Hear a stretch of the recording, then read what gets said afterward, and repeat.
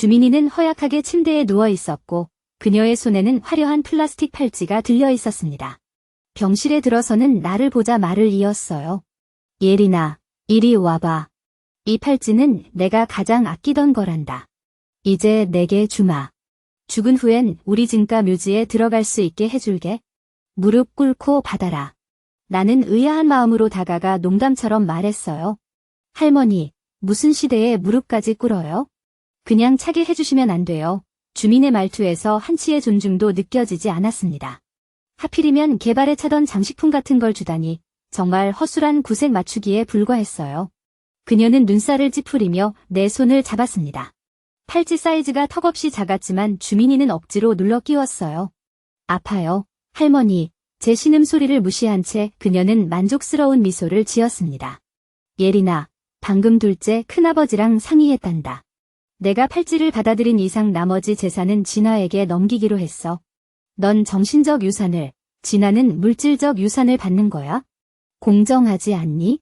커튼 뒤에서 모습을 드러낸 진대호를 보며 나는 멍해졌습니다. 그런데 할머니께서는 땅과 집을 제게 준다고 하셨잖아요. 주민의 표정이 확 바뀌었습니다. 이게 무슨 돈 욕심이야? 내가 그런 말 안 했으면 내가 10년 동안이나 날 돌봐줬겠니? 이제 내 딸이 돌아왔으니 당연히 다 그녀 몫이야. 남의 집돈을 탐내다니 뻔뻔스럽기도 하지. 문이 열리며 진아가 개를 끌고 들어왔습니다.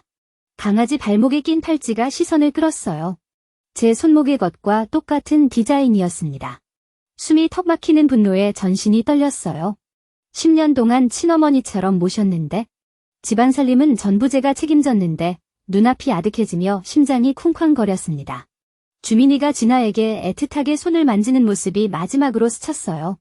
깜박임 사이 나는 10년 전 사직했던 회사 사무실에서 눈을 뜨고 있었습니다. 주변에서 익숙한 동료들의 목소리가 들려왔어요. 이게 시간이 되감긴 건가? 손목을 보니 하얀 피부에 아무 흔적도 없었습니다. 나 혹시 환생한 건가? 뚜뚜 진동 울리는 스마트폰을 붙든 손이 덜덜 떨렸다. 병원에서 남편 진우석 씨 상태가 악화되어 수술실로 넘어갔다는 연락이었다. 지난 생에선 이 소식을 듣고 달려갔을 땐 이미 시체 앞에서 울음밖에 못했는데. 예린 씨, 어서 오세요. 간호사의 말에 허겁지겁 문을 열자 하얀 천으로 덮인 시신이 눈에 들어왔다. 진가 식구들 몰래 화장장 직원을 불러 재빨리 장의사를 맡겼다. 가족 채팅방에 진우석 씨 별세 소식 알립니다라고 올리자마자 스마트폰을 꺼 던졌다. 며느리 어디 갔어? 장례식장에서 진가 친척들이 수근거렸다. 주민이 여사 곁에서 눈물 닦아주던 내 모습을 기억하는 듯했다. 미니 어머님, 화장약수 드실래요?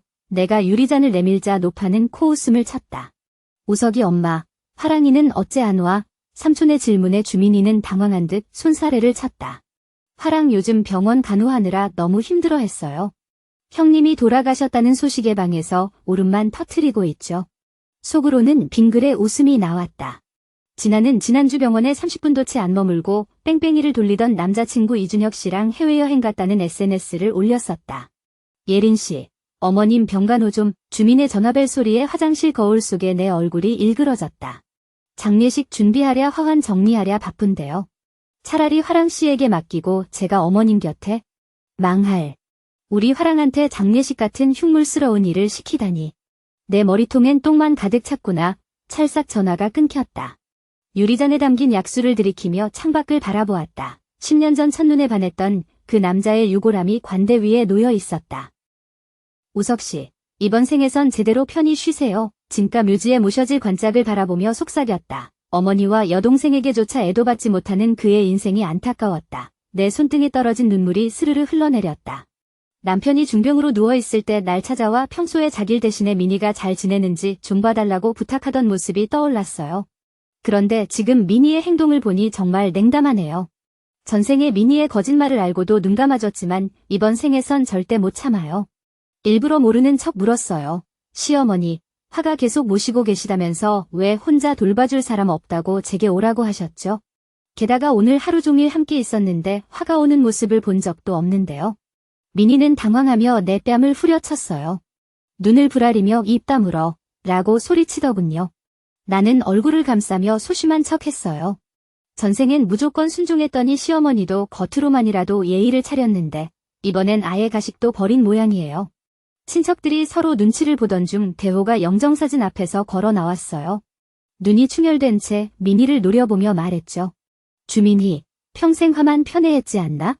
그렇게 키운 딸이 지금 어떤 꼴인지 봐. 친오빠 장례식에도 안 오는 게 우리가 죽으면 어떻게 될까? 민희는 중얼거렸어요. 그럴 리가. 당신 장례식에 안 올지 몰라도 우리 딸은 달라요. 원래 대호와 민희는 예전에 험한 이혼을 했는데 우석이 대호를 닮아서인지 시어머니는 아들을 싫어하고 오직 화만 편애했죠. 하지만 지금 상황에선 친척들이 다 보는 앞이라 화 이미지에 흠이 갈까 봐 민희는 마지못해 화에게 전화를 걸었어요. 날이 저문 뒤에야 화가 여유 있게 나타났죠. 민희는 바로 달려가 말했어요. 화야, 밤늦게 와서 수고 많았다. 다 그 자식 예린 때문이야? 머리에 뭐가 든 건지 입만 살아서 막말을 해대네. 화야, 회사 일은 괜찮아? 누구한테 못 살 듯 구는 애 없지? 엄마 보기에 너무 파리해졌다.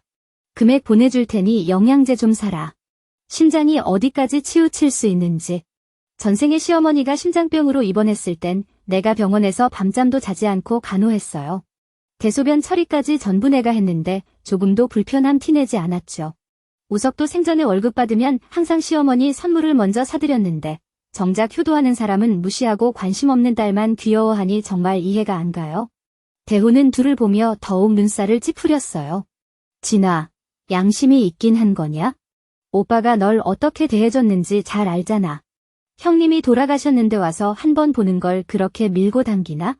그리고 민희, 예린이 혼자서 우리 아들 장례를 치르고 너 돌보려 뛰어다녔는데 정작 내 친딸보다 더 신경 쓴 것 같은데 내가 어떻게 대했어? 친척들 앞에서 대호가 노발대발하자 아무도 민희 편을 들어주지 않았어요. 민희는 체면이 구겨진 듯 나를 증오 어린 눈빛으로 쳐다봤죠. 절대 고마움을 느끼기보다 오히려 더 미워할 거예요.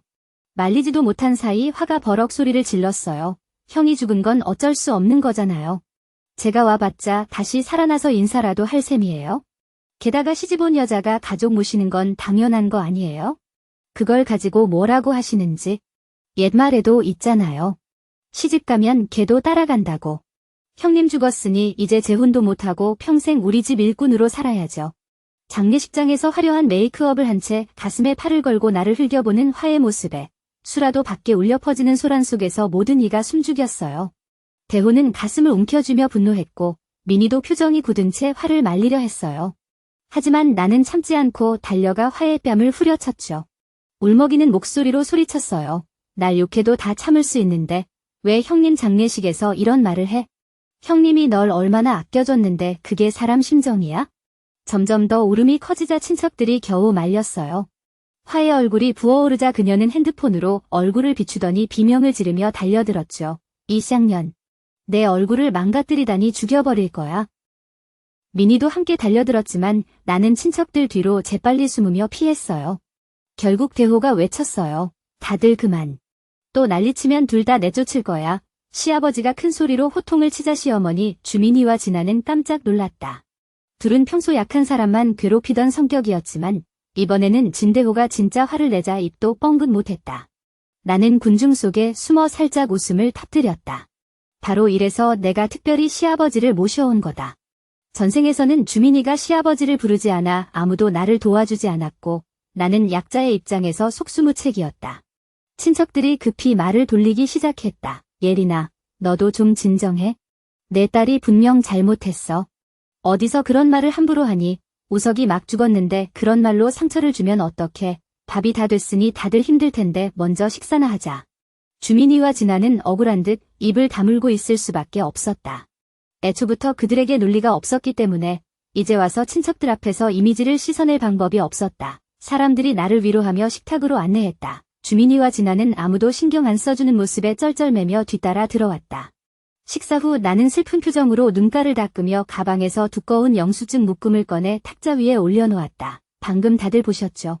이렇게 대하는 걸로 봐선 앞으로 함께 살 수 없을 것 같아요. 나중에 분쟁 생기기 전에 미리 계산을 해두는 게 좋겠어요. 주민이는 이 말을 듣자마자 얼굴색이 변했다. 하지만 그녀가 발톱의 때를 보일 기회도 주지 않고 나는 즉시 영수증을 펼쳐 모두에게 보였다. 어머님, 우석 씨가 공사장에서 추락한 후 수술비만 30만 위안이 들었어요. 이후 치료비와 오늘 장례식 비용까지 전부 제가 부담했는데 아무도 한 푼 도와주신 분이 없더군요. 이 돈을 어떻게 처리할 생각이세요? 주민이가 탁자를 두드리며 내 코를 짚었다. 내 아들이 막 죽었는데 내가 돈 달라고 나서다니. 부부 사이의 치료비는 당연히 내가 내야 하는 거 아니냐? 미쳤구나. 진아도 체면을 되찾으려는 듯 끼어들었다. 송예린. 내가 정말 땅을 치고 날뛰는구나. 오빠 사고 후 공사장에서 50만 위안 배상금을 받았는데 그걸 내가 다 가로챘지. 이런 인간 쓰레기가 오빠 치료를 방해한 거 아니야? 나는 깜짝 놀라 눈을 동그랗게 떴다. 50만 위안? 전생에서 죽을 때까지 그런 돈 있다는 말도 못 들었는데. 진대호가 일어나 진아의 뺨을 후려쳤다. 입이 거친 녀석. 닥쳐라. 내 어머니가 너를 너무 망가뜨렸어. 식탁이 순식간에 고요해졌다. 진아의 입가에서 피가 흘러내렸다. 아버지가 저를 때리다니. 송예린이 아버지의 사생아 아니에요? 진대호가 다시 후려쳤다. 입 닥쳐. 내 어머니가 교육을 제대로 안 했구나. 그리고 주민이. 자식의 배상금까지 가로채다니. 넌 인륜도 모르는 년이야. 진대호는 분노에 눈이 충혈된 채 영정사진 쪽으로 걸어갔다. 진아는 울며 뛰쳐나갔고 주민이는 당황한 채 자리에서 꼼짝 못했다. 나는 주민이를 노려보며 물었다. 왜 나한테 배상금이 있다는 말을 안 했어요? 주민이는 비웃듯 대답했다. 내게 알려줄 이유가 있나? 그건 우리 진가의 돈이지. 내 놈과는 상관없는 거야.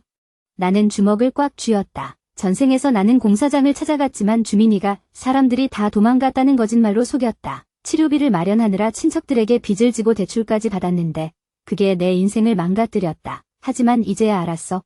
내 고통의 절반은 이 자식을 위해 10년을 바친 사람 때문이었고 나머지 절반은 내가 스스로 선택한 어리석음 때문이었다. 나는 쓴웃음을 지으며 말했다. 좋아. 내 남편이 막 죽은 참인데 원래는 너무 심하게 밀어붙이고 싶지 않았어. 이렇게 된 거라면 나도 사정 봐줄 필요 없겠네. 서류 가방에서 이혼 증서와 두꺼운 차용증 묶음을 꺼내 탁자 위에 내려놓았다. 사실 난 이미 외부인이에요. 당신 아들이랑은 이미 이혼했으니까요. 여기엔 민희 어머니의 도움이 컸죠. 이 차용증 총액이 50만 원이 넘는데 제가 반올림해서 50만 원만 받을게요. 지금 당장 돈이 필요하니 빨리 갚아주시길 바랍니다. 우석 씨가 건설 현장에서 추락했을 당시 민희는 집에서 통곡하며 나를 졸랐다. 병원비가 천문학적일 텐데 너까지 피해보는 건 안 되지. 그 말에 순진하게 속아 이혼 서류에 서명했던 내가 어리석었다. 현실감을 더하기 위해 병원비 납부시마다 차용증을 작성해 남편에게 서명받았던 게 이제야 빛을 보게 됐다. 유산 분배 당일 깨달았다. 이혼 권유는 단지 내게 한 푼도 주지 않으려는 속셈이었음을. 식탁 위 차용증 더미를 보며 냉소가 흘렀다. 생각보다 빨리 쓸모가 생기네요. 민희는 깜짝 놀라 눈을 동그랗다가 곧 위세를 부리며 말했다. 내 아들이 빚진 거면 저승에 가서 달라고 해. 난 한 푼도 안 갚아. 예상한 반응이었다. 담담하게 말을 이었다. 그럼 법원에서 판결 받을게요. 금방 소장 제출할 테니 부부 재산 재분배도 함께 요청해야겠네요. 민희가 허둥지둥 차용증을 낚아챘다. 식사 자리에서 고의로 기름종이에 떨어뜨리는 희극을 연출했다. 아이고 예린아, 할머니가 나이가 들어 손이 덜덜 떨리네. 이해해주겠지? 우리 가족끼리 빚 이야기하면 듣기 좋지 않잖아. 아들이 장례식장에서 이걸 떨어뜨린 건 우리가 멀어지길 원치 않는다는 뜻일 거야? 내 입가에 미소가 번졌다. 5분 전까지는 외인 취하다가 이제 와서 가족 운운하다니. 가족이라면 사고보상금 절반은 당연히 제 몫이겠죠. 민희의 안색이 변했다. 송예린, 넌 계단을 내려줘도 안 내려오나? 돈 이야기만 하면 내가 직접 몸 팔아 벌어오던가.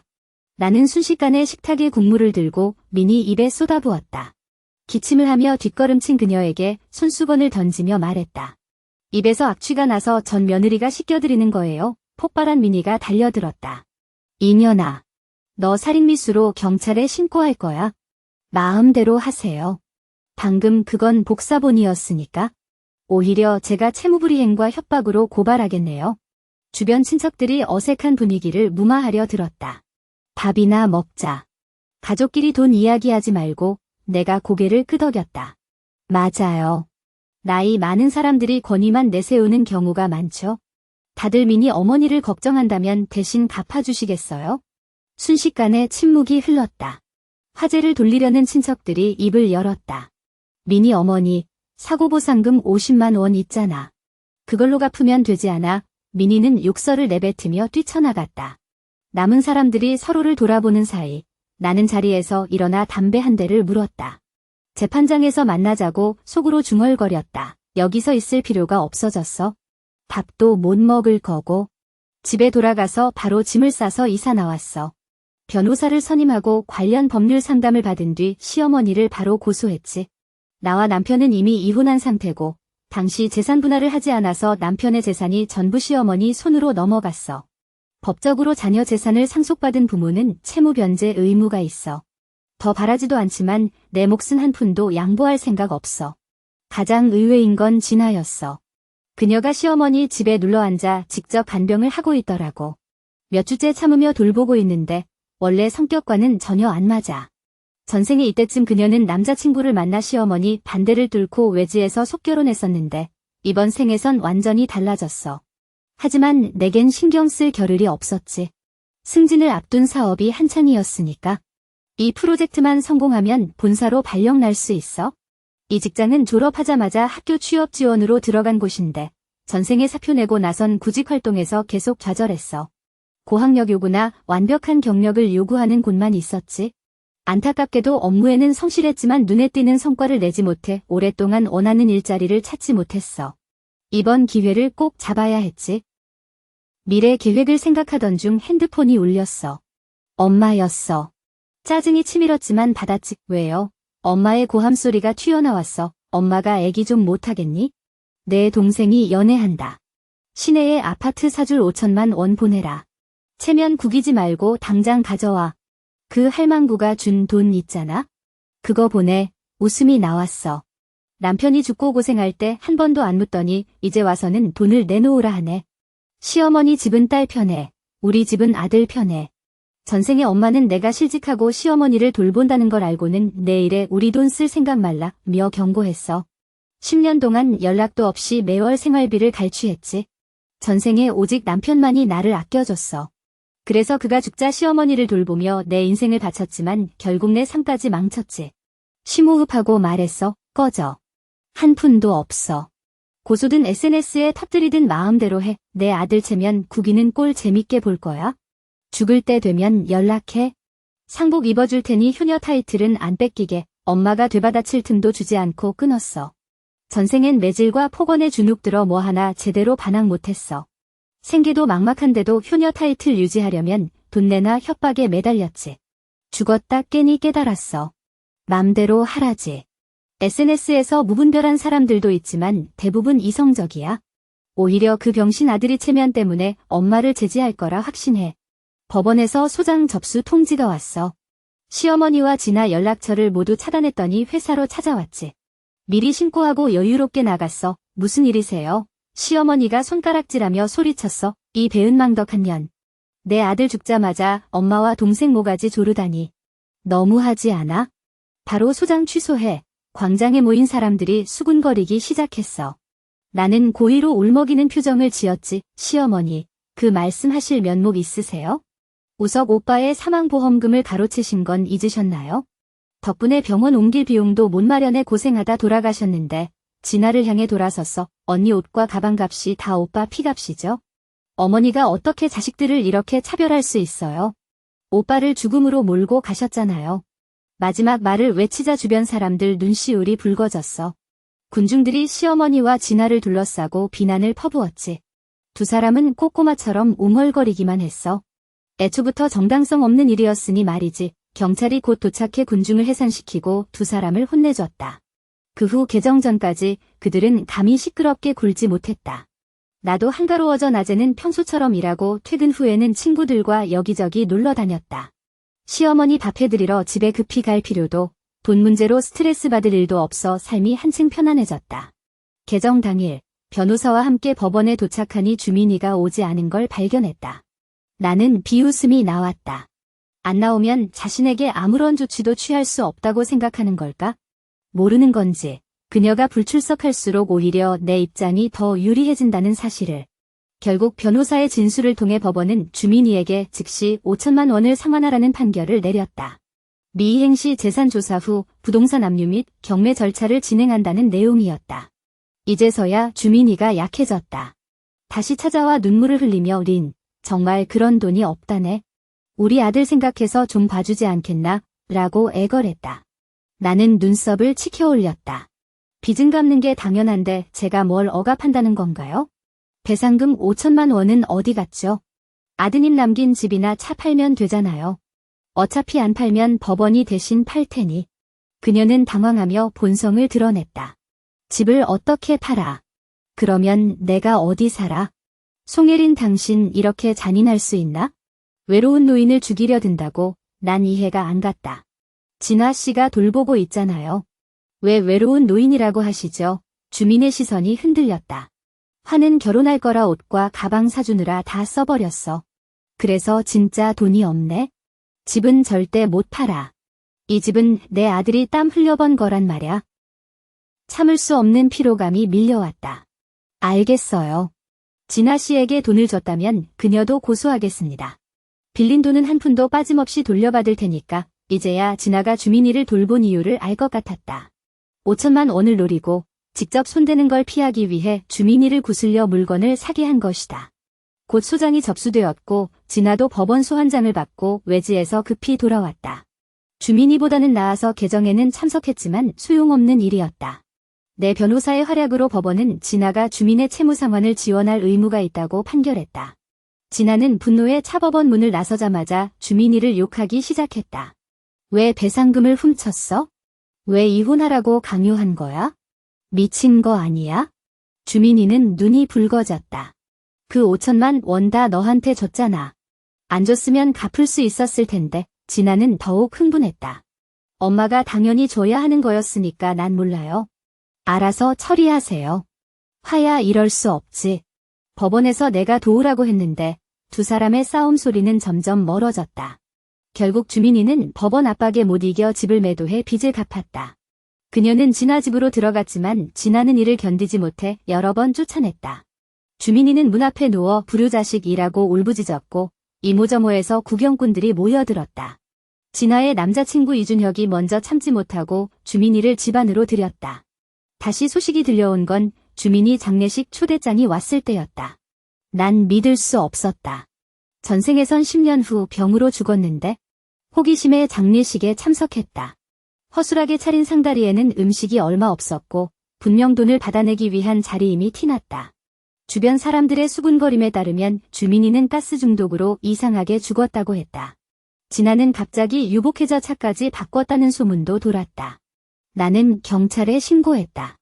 이준혁이 먼저 참지 못하고 모든 걸 털어놓았다.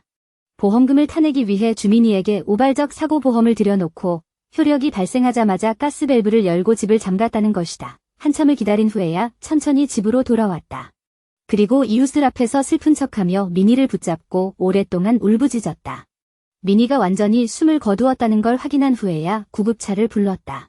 결국 진아와 그녀의 남자친구 준혁은 고의상의 혐의로 감옥에 갇혔는데 주범인 진아가 더 긴 형기를 받았고 준혁은 방조자로 몇 년 짧은 형량을 선고받았다. 사건 경위를 알게 된 나는 가슴이 먹먹했다. 원래 그들이 서로 물어뜯을 거라 예상했지만 민희를 계획적으로 죽일 만큼 진아가 대담할 줄은 몰랐다. 그것도 반평생 자신을 돌봐준 친엄마를. 만약 민희가 살아있었다면 그녀에게 직접 물어보고 싶었을 거다. 후회하는지 안 하는지. 이후 나는 그들에 대한 관심을 접었고 진가문과도 완전히 결별했다. 어차피 60세가 넘어야 부양 의무가 생기니 소송 걸어와도 두렵지 않다. 나는 이미 소송 절차에 익숙해져 있었다. 이제는 누구의 구속도 받지 않고 오직 나 자신을 사랑하기로 했다. 회사에서도 승진의 본사로 발령받았고 작은 아파트를 제공받았다. 아침 9시 출근에 저녁 5시 퇴근으로 여유로운 직장 생활을 이어가고 있다. 지난 삶을 돌아보면 제2의 인생을 준 하늘에 감사할 뿐이다. 그 고통과 시련이 나에게 일깨워준 진리는 단 하나, 무엇보다 자신을 최우선으로 하며 현재를 소중히 살아가라는 것이었다.